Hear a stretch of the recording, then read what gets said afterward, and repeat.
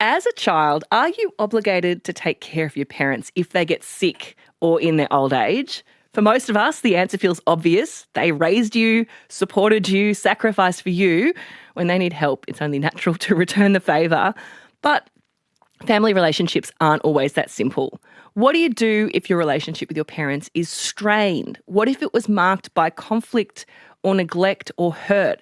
The assumption that you will be the one to step up and be a carer can be pretty daunting. That sense of guilt and resentment can be overwhelming. So how do you manage that relationship? Here with me is Christine Bagley-Jones. She joins me fortnightly for Head and Heart. Christine, I'm not going to start by asking you about your relationship with your parents. That's your line, isn't it? Yeah, and it was interesting because both of my parents have passed away, and in some ways I was robbed the opportunity to look after them because it was quite sudden. And I think about how it must be a phenomenon for every child at some point when they're adults to consider what they're going to do with their parents as they age. I feel like I want to unpack that with you, but we might leave that for another day. It is a fraught thing. Why does it feel difficult to discuss the idea of caring for your parents if you don't have a great relationship? Well, I think there's a couple of reasons. Firstly, society tends to have fairly staunch views that we have this moral obligation to look after our parents when that age. And also internally, we usually have a bit of a moral compass that makes us want to. We all want a secure attachment with our family. That's quite innate. So if you've had a difficult childhood and then your parents are in need, it becomes a very complex dilemma. Is this something that people come to you with a lot? I feel like it comes more than most people would expect because relationships are difficult and the lifespan can be long and fraught and there's a lot of moving parts. So when you've got your busy life and then your parents suddenly need help and attention, it can become a real challenge psychologically in terms of what to do. Bev Wang, who does the Friday show here on Life Matters, did a show a couple of weeks ago about the idea of the mother wound, this idea that our relationship with our parents, especially our mothers, can be really fraught, and had so many people telling stories, including more than one story of someone who basically had this thing that had a fraught relationship throughout their life.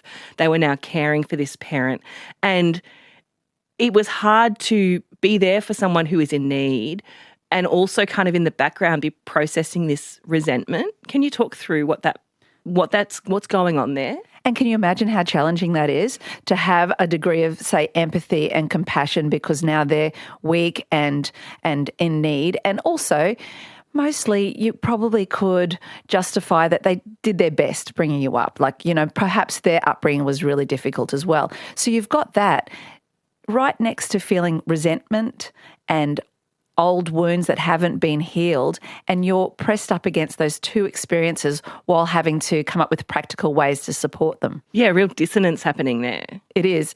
And that's where it's really important to have those boundaries and be able to check in with yourself and say, does this feel right? What do I need to be able to deliver something here that I'll be comfortable with, not born out of guilt or obligation, but something deep within me that has a desire to want to support while still taking care of myself? Is there maybe a desire as well that that person, the parent, is going to apologise or see the error of their ways at some stage? And if you're kind of waiting for that to happen, does that colour your relationship? It can. And that's an interesting thing because I feel like we all want closure, and a lot of the motivation when leaning back into your parents could be around understanding why they did what they did or having your opportunity to share your experience for maybe ultimately having some sort of reconciliation before they die. And I think that's an admirable desire and goal, but let's be realistic. If a person has behaved fairly consistently your entire life, the likelihood that they're going to, toward the end, suddenly have epiphanies isn't huge. So manage your expectations, realising that perhaps you're not going to get what you want out of a response from them, but you can certainly get what you need in terms of closure by orchestrating conversations and sharing things in a way that allows you to have peace. How do you actually do that? How do you find that grace and do that caregiving when you are still perhaps holding on to a bit of this resentment? Well, I think denial's not going to help. So if you're feeling that discomfort because you feel resentment, like, why am I helping you now? You didn't help me, or you weren't there for me in ways I really needed, then again, maybe do your own work. Share with a trusted other, whether you get actual professional help or talk to other people that may understand the situation, can help validate your concerns, and also let yourself off the hook. Like, don't be putting a whole heap of pressure on yourself to perform in a certain way. You get to choose how you show up in this space. You're listening to Life Matters here on ABC Radio National. I'm Teagan Taylor, chatting with Christine Bagley-Jones. She joins me fortnightly for Head and Heart as our resident psychologist. And we're talking about caring for parents as they get older, especially the fraught nature of that relationship. If you haven't had a great relationship throughout your life and now you're caring for them, do you feel a bit resentful about it? AE says, caring for parents, it's the hardest job I've ever done and I got on okay with mine. Another says, our father wasn't a great dad, but my brother and I saw him through a difficult dementia-plagued old age because it felt like the right thing to do. It was tough, and my brother in particular still suffers the after effects of that trauma.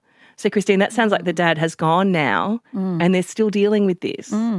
Yes, and again, I think that society probably plays out a bit in that, and just our feelings, whether they're your parents or not, they're aged, and we are supposed to look after the elderly in our society.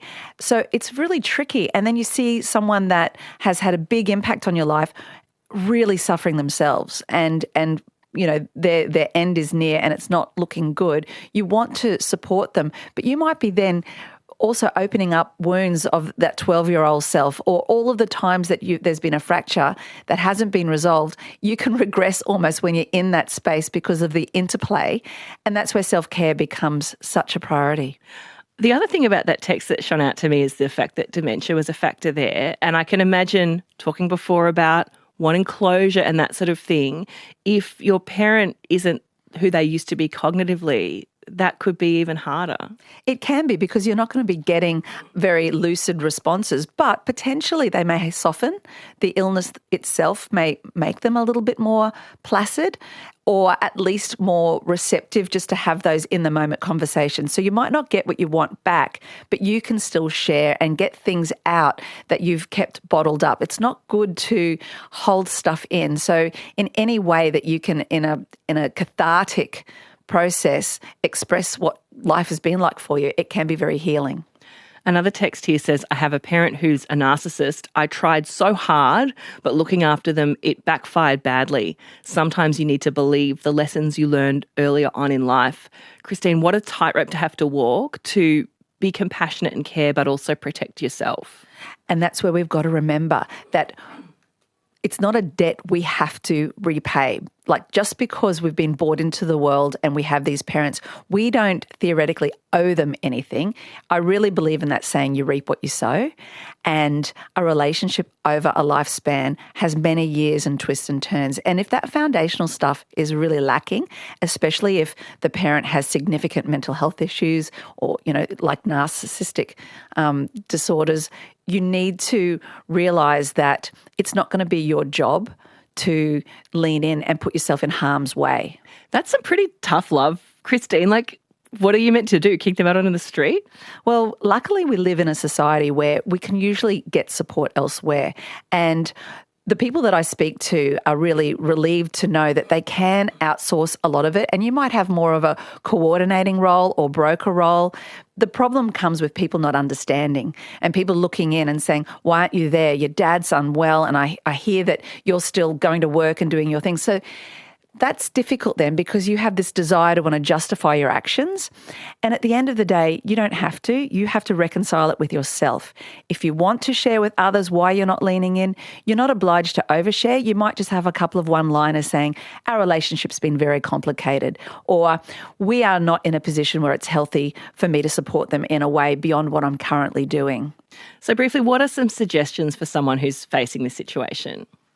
I think the very first thing is be gentle with yourself and have a good, sober look at your relationship with your parents and what can be had for yourself in terms of growth, closure, or just feeling like a good human. Sometimes when we're doing really honourable things, even if it's undeserving, it can still feel like we're aligned with our values. So try to make it beneficial for yourself, and at the very least, don't make it overly detrimental. And employ other siblings if that's helpful. That can be really tricky too, because everybody, even if, brothers and sisters have grown up under the one roof, they still have a very different relationship with each of their parents usually, because of, what everyone's going through, different personalities. There's so many different reasons. So everyone might not be on the same page in terms of how much each sibling wants to contribute, but try to enlist as many people as you can. But be current about how you're feeling. You don't want to get to the other side and have regrets and wish that you'd done more or less. Sometimes people wish they'd done less and not sacrificed so much of their well-being when they didn't really have the resources. Compassion for everyone in the situation, including yourself. Christine, thank you as always. My pleasure. Christine Bagley-Jones is our resident psychologist. She joins me fortnightly for Head and Heart. This is Life Matters on ABC Radio National. Listen to more great stories that take you beyond the headlines. Ask your smart speaker to play ABC RN.